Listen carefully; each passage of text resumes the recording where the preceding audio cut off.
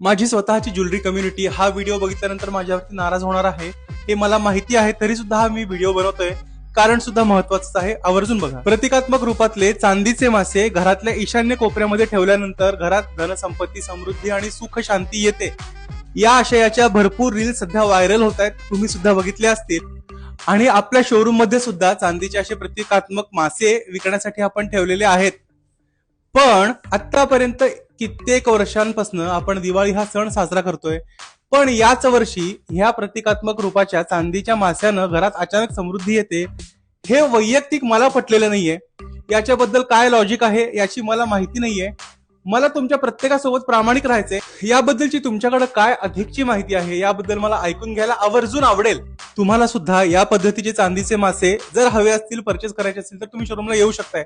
आपल्याकडे 5 ग्रॅम आणि 10 ग्रॅम या दोन्ही वजनामध्ये आपण हे मासे ठेवलेले आहेत. पण ज्यांना माझ्यासारखं कन्फ्युजन आहे त्यांच्यासाठी, किंवा ज्यांना यामध्ये नॉलेज सुद्धा आहे, या दोघांनी कृपया या व्हिडिओवरती कॉमेंट्स मध्ये मला आवर्जून सांगा की याच्यामध्ये नक्की काय लॉजिक आहे.